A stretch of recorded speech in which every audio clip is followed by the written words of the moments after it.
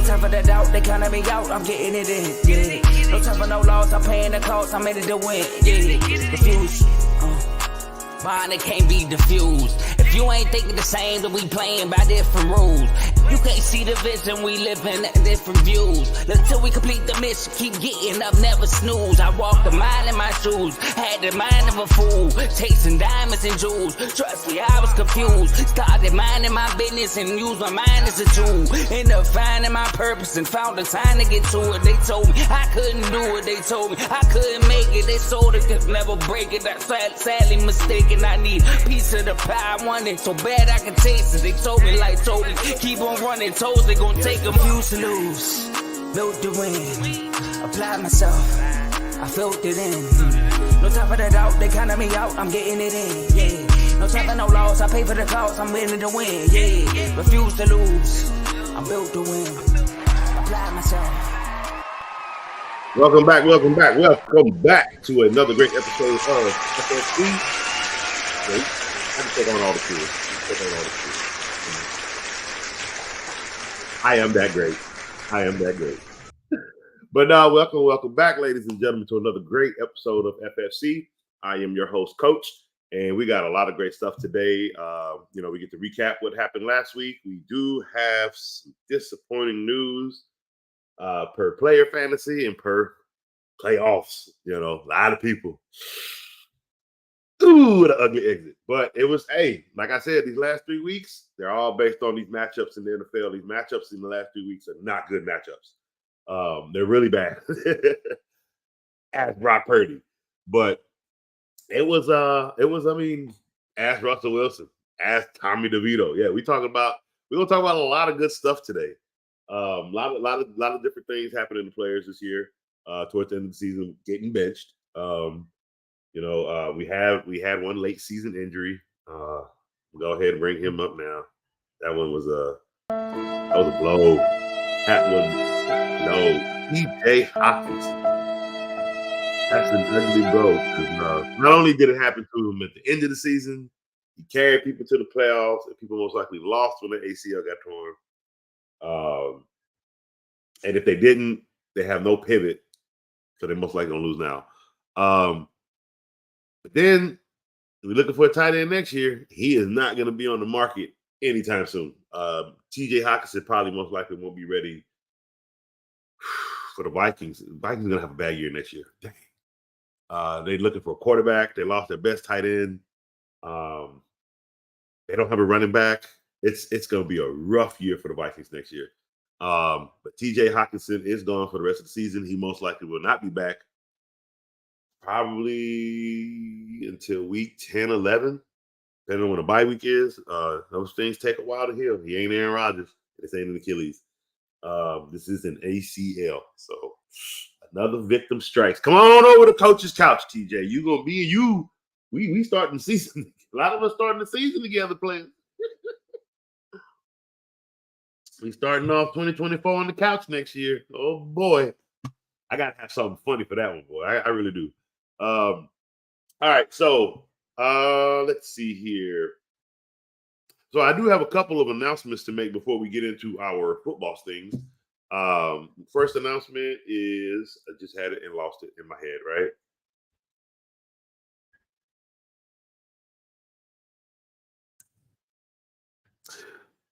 Well, I'll go back to that one if I remember it. But per FFC will no longer be on Refuse to Lose. It is because we did gather 1,000 followers as we projected that we wanted, and of course we want more followers. But we are making the programming a tad bit confusing because maybe you guys are subscribed to us all as a whole, but maybe some of you only just want to see boxing. Maybe some of you just want to see basketball. Maybe some of you just want to see football. Maybe people just want to focus on college. So what Bossman has done, everybody's gotten their own account now. So FFC, under the umbrella of R2L, is now its own show. We will have our own fan base. We are starting over from zero. So what that means is I need all the followers, okay? So this is the last episode that FFC will be on the Refuse to Lose part of the network. After today's episode, tomorrow we begin anew. I do apologize for the lag. We are having some bad weather outside right now, so I'm gonna try to get through this show as best as I possibly can. But again, FFC is going to be its own show.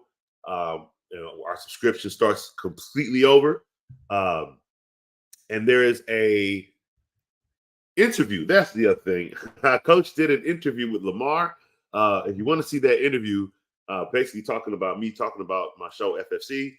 I'll have the link on my Instagram page for you guys to go on there. It's Instagram page, of course, is OTF Podcast MIA. That's OTF Podcast MIA. That's the same as well as X. You'll be able to basically hit the link and see the interview that I was on. But yeah, FFC is getting bigger, guys. All right, so it's time for us to grow even more. The show is going to grow. I've got some new things coming for the show for next year. All of my parlay people, I got you covered. All of my best ball people, I got you covered. Oh yeah, we're digging in, guys. We're digging in. And hey, Dynasty, hold on, I'm coming. Not yet, because I got to get to this. I got to get to these IDPs first, okay?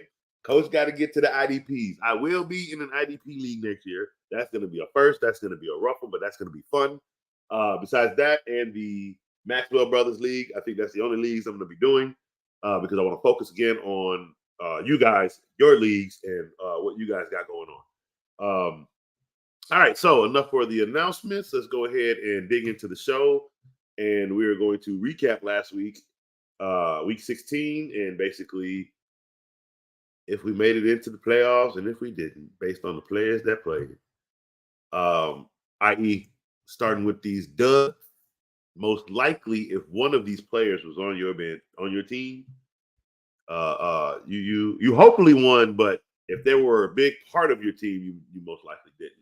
Outside of Jose, even though Sam Laporta 3 for 18 and 4.8 points, my man Jose made it to the finals.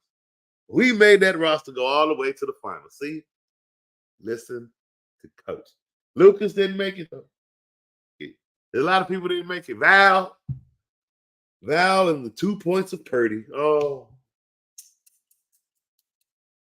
Val, boy, I know you're sick, Val. I know you're sick.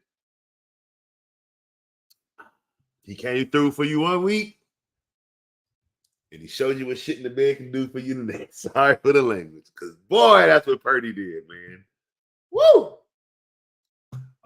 Before we get into this, I do want to talk a little bit. So, we do have the benching of Russell Wilson. Then they have the reports out there now saying that, what was it? They've known for 2 months that they were moving on from him, blah, blah, blah. Look, we're not even going to go look at Russell Wilson's numbers. We're not even looking to see whose fault it was. You know what we're going to look at? What we need to look at back in the day when Coach came on the show, R2L, he said, hey, would it be too far-fetched just to believe that this marriage just won't work between Russell Wilson and Sean Payton? I mean, did I not hit it spot on like this? This was never going to work. He had a contract that no one can get out of unless renegotiated, which I believe happened. This is how they're going to be able to pay him. He'll go somewhere else. Russell Wilson will go somewhere else to go play football. Do you not see how many teams out here need a quarterback? Colts need a quarterback right now to Anthony Richardson get better. Who else need a dang on quarterback? The Titans definitely need a quarterback. The Raiders need a quarterback. There's a lot of places. Look, Buddy got places. Okay, it ain't too far fetched. Hell, who? You don't think he worked? Pittsburgh. Russell Wilson over there with Pittsburgh. They need a quarterback. Can he pick a small hands? They ain't finna do it, bro. Excuse me.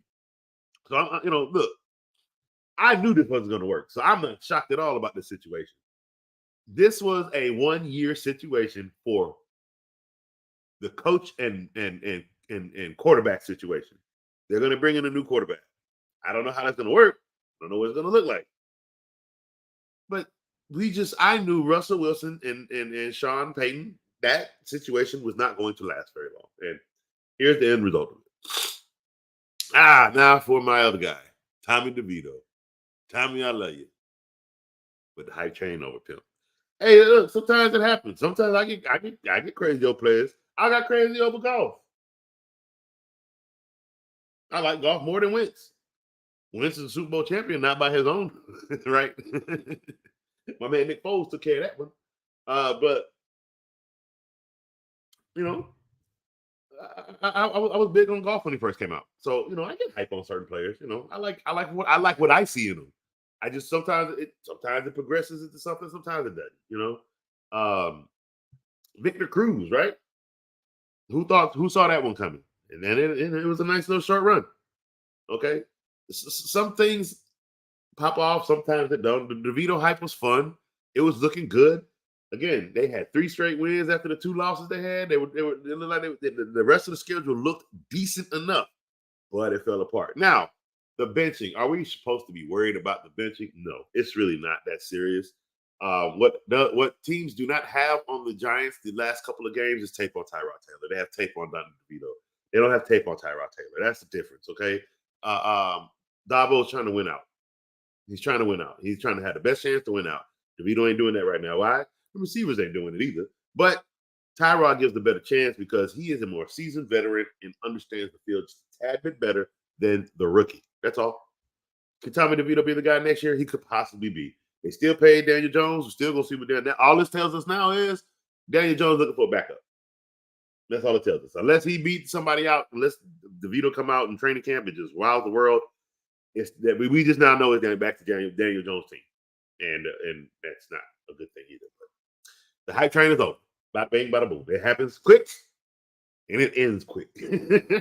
That's the cycle of the NFL, boy. All right. Back to these players.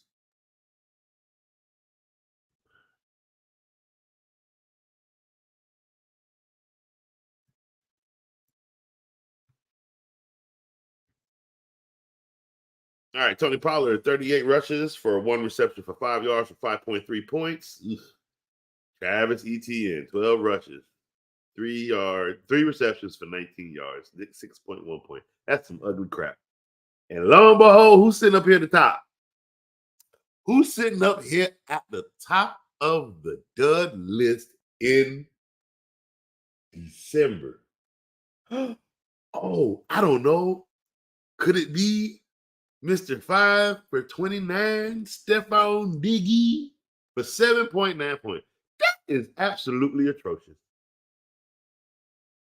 But y'all say, Stephon, that guy, he gets you 1,200 yards.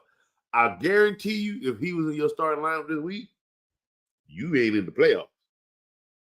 If he was in your starting lineup last week, you wasn't in the playoffs. Okay? If he was in your starting lineup prior to that, you most likely got knocked out the playoffs based off that loss. So y'all keep holding on to Stephon Diggs. Each and every year, all I see is them numbers decline when them cold winds cut in. Sorry. I don't know what y'all see. I know what I see. All right. So some guys that probably saved our season and got us into the playoffs. Amon-Ra St. Brown, 12 receptions for 106 yards and 1 touchdown for 28.6 points. Puka Nacua, 16 rushes, 9 receptions, 164 yards for 1 touchdown and 33 points. George Pickens, 4 receptions, 195 yards, and 2 touchdowns for 35.5 points. And he put out Lucas. He put Lucas out with them beautiful 35 points. Breece Hall, 95 rushing yards, 2 touchdowns, 12 receptions, 96 yards for 43.1 points. And the man who has done nothing all season but can come out at one game of the year like he does every single year, putting up 200 yards. Amari Cooper, 11 receptions, 265 yards, and 2 touchdowns for 51.5 points. Like, my guy, you do nothing all year, and every single season you do this one game of a ridiculous 200-yarder in all these heaping of receptions. It's like, are you like making up for what you didn't do like the rest of the season? Like, what the hell, dude? And you literally just ruined everybody's fantasy point. Maybe you do it on purpose. Maybe you hate to play the last season of the game so you can screw people over in fantasy. Like, I don't get it. Oh, man. 51.5 points from Amari Cooper because he just decided to wake up and play that day. My God, makes you wonder what he could do if he played every week, right? All right, so on to quarterbacks besides. We're going about it. We got Jordan Love, 17 for 28 for 219 yards and 2 touchdowns, 12 rushes for 1 touchdown for 24 points. Justin Fields, 15 for 27 and 170 yards. Good luck for them 4,000, my guy. Good luck on that 4,000. 1 touchdown, 1 interception, 97 rushing yards for another touchdown for 24.5 points. Joe Flacco, 27 for 42, 368, 3 touchdowns, 2 interceptions, 1 rushing yard for 24.8 points. Derek Carr, 27 for 40, 119, 3 touchdowns, 1 interception, 2 rushing yards for 25 points. 15 for 21 for Josh Allen, 237 yards, 1 touchdown, 1 interception, 15 rushing yards, 2 touchdowns for a fantasy value of 25 points. That's the highest. That was garbage points, and that's the highest. All of these people did better than Brock Purdy. Ain't that crazy? Damn! Running backs outside of Brees Hall, we have Derrick Henry for 1 pass for 12 yards for a touchdown and 88 rushing yards for a touchdown. And 1 reception for 11 yards for 21 points. James Conner, 45 rushing yards for 5 receptions, 67 yards and a touchdown for 22.2 points. Jahmyr Gibbs, 80 rushing yards, 2 touchdowns, 40 receptions for 20 yards and 1 fumble for 24 points. Christian McCaffrey, 103 rushing yards, 1 touchdown, 6 receptions, 28 yards, 25.1 points. And Brees Hall, 95 rushing yards, 2 touchdowns, 12 receptions for 96 yards, 43.1 fantasy points. So any of those running backs hopefully lifted you off to the playoffs. All right, outside of Amari Cooper, George Pickens, and Puka, and Amaron, DJ Chark finally showed up for once in his life for 6 receptions and 98 yards and 2 touchdowns. Jeez. Tight ends, Jawan Johnson showed up for once in his life. What is going on with these once in a lifetime people, bro? Jawan Johnson, 4 receptions for 48 yards and a touchdown for 14.8 points. David, boy, all your money gone now. David Njoku, 6 receptions for 44 yards and a touchdown for 16 points. Evan Ingram, 10 receptions for 95 yards and a fumble for 17.5 points. Tyler Sage, tight end, 6 receptions, 63 yards, 1 touchdown for 18 points. So he showed up too. And George Kittle, 7 receptions for 126 yards, even though they got there. So he did something. Oh, George Kittle was the only one that put in work. All right, defense. Ravens, 5 interceptions, 4 sacks, 17 points against for 12 points. And nothing else happened. That's why they only got 12 points. Nothing else happened. Falcons, 1 interception, 6 sacks, 10 points against, 13 points. Buccaneers, 2 interceptions, 2 fumble recoveries, 4 sacks, 12 points against, for 15 points and 13 points for the Falcons.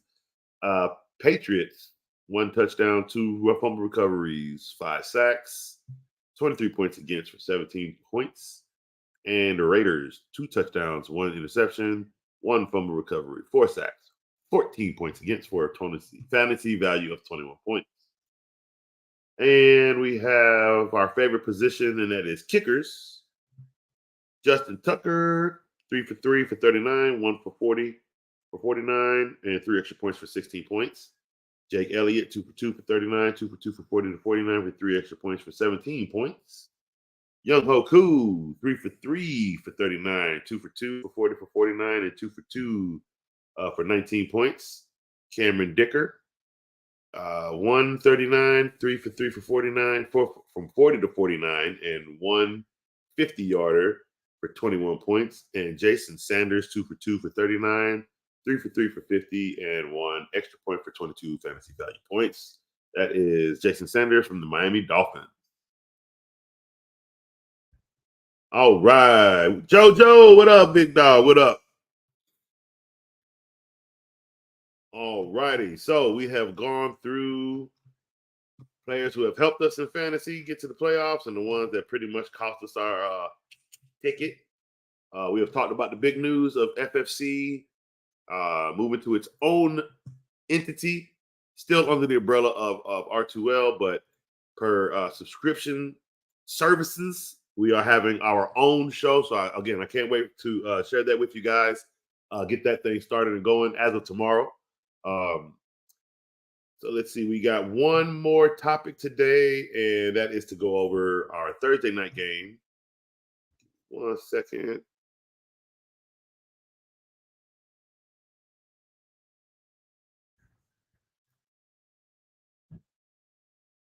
Let's see who plays tonight. That's right. You got Jets versus the Browns. This ought to be a sleeper.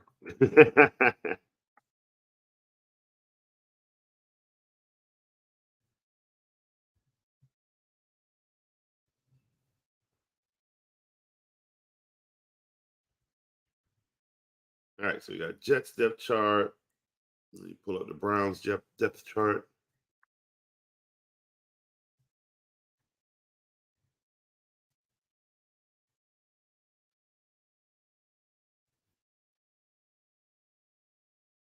I believe tomorrow,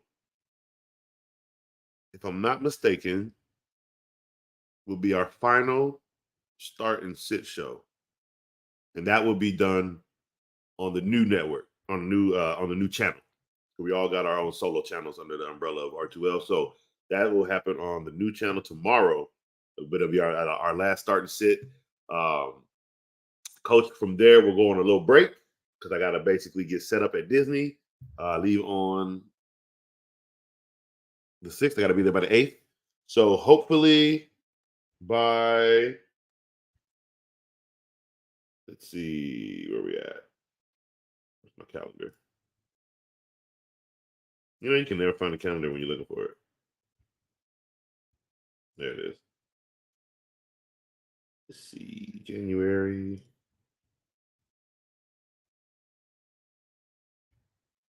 So hopefully I'll be out that Friday, the 12th. Hopefully I'll be back. It won't be a final, it won't be a like a actual show. So it'll be basically a hey, I'm here, coach is back, break is over, we'll most likely just be talking football because mostly fantasy parts will be done. And I'll be basically getting you guys ready for the spring, basically one-on-one with coach over the spring. So that's basically what I'll be doing, is introducing what we got going for the 2024, basically into the new year. So stay tuned for that coming soon. All right, let's go over these Browns depth chart. Starting sits for tonight's game, which I believe is the last Thursday night game as well. So no more suffering. Yay. All right, so Zach Wilson is out, and it'll be Trevor Siemian. Breece Hall is a start this week. Garrett Wilson is a start this week.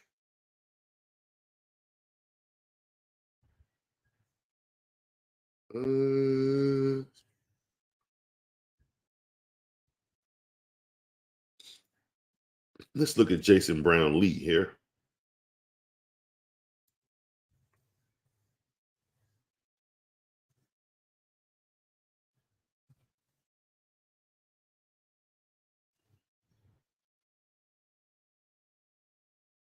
All right, let's see. Who's his name?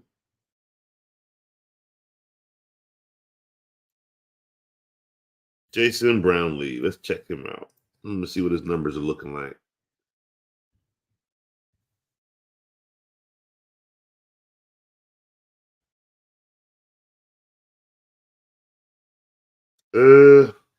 If you're looking for a deep league, nah, ain't enough. You ain't enough. No. He's a no. And we were gonna move on and say, yeah, it just ain't got much. So yeah, Breece Hall, Jake Elliott, the kicker.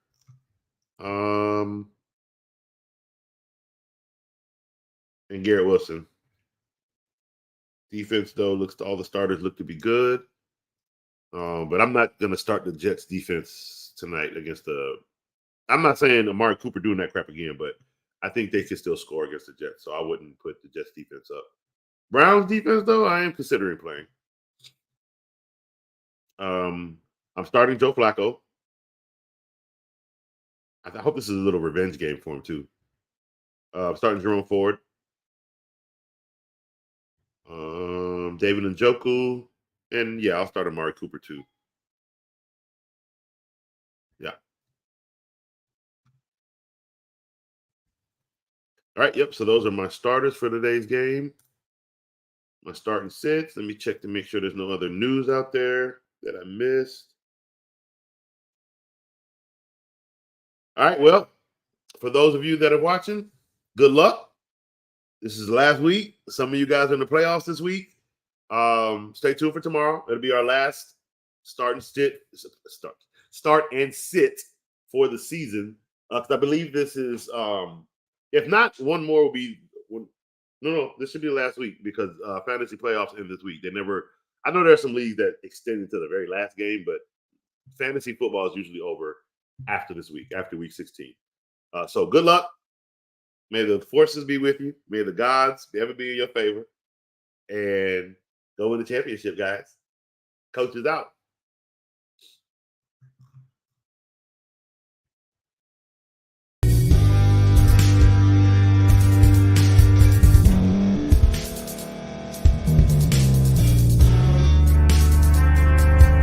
Thank you for staying to the end. If you're watching this on YouTube, please like this video, subscribe, and also hit that notification button so you can be notified next time we put out a video. If you're listening on any podcast platform, subscribe and hit that notification button, y'all, so you can be notified we put out another podcast audio. And last but not least, hit that share button. No matter what you're listening to or watching it, hit that share button and send it to somebody that you know that would love to watch this episode you just listened to. So once again, thank you for staying to the end, and we'll see y'all at the next episode.